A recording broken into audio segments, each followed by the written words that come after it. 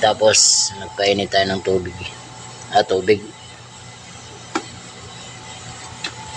Papakita ko lang kay As, baka hindi maniwala na ginawa ng pulburon. Ganyan din pala yung ginagawang pulburon? Oo, malamang. Ilagay natin dito sa madali ito masunog. Pwede po konti-konti lang. Yan, ganyan. Hindi, ibubuhos talaga natin yan, kaso lang ang tragis yan, no?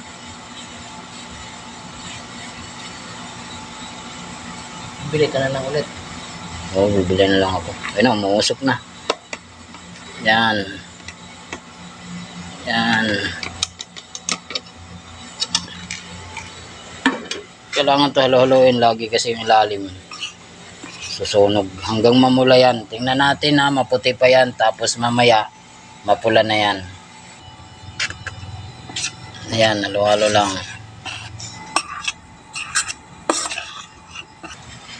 Ayan mga idol, naggagawa tayo ng pulburon. So inuna na natin yung harina. Mainit na yung ating kawali.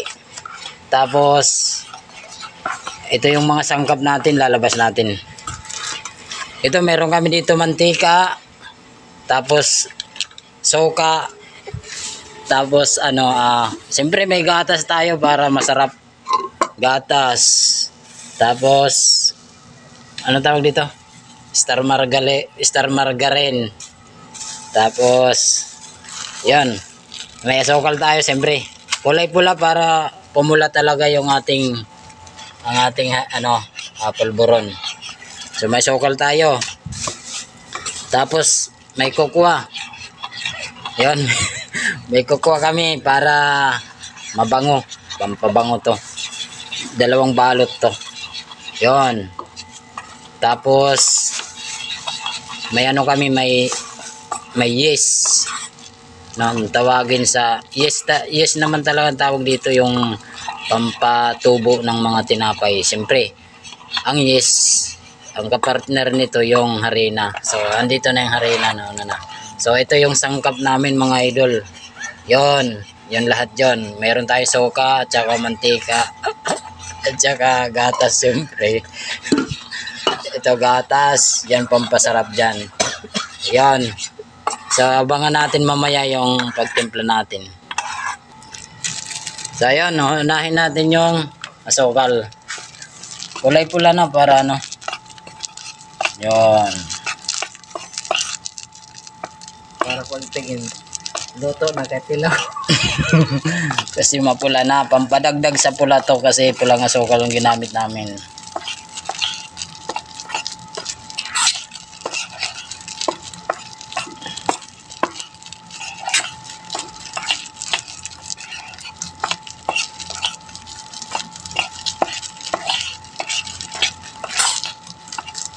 Bako naman matamis na. Ano na yan. So yun, asukalan na yun na natin. Ayan mga idol, luto na yung ating pulburon. So ito na yung finished product natin mga idol.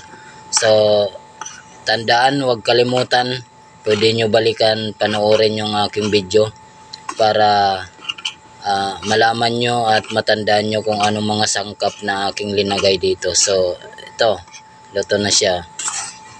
Yun, sarap. Mayroon ng panghimagas. Ito ay panghimagas lang namin. So, siyempre, hindi ko na babanggitin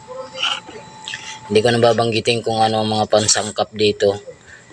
Panoorin nyo na lang uli yung aking video para malaman nyo kung anong mga sangkap na aking nilagay.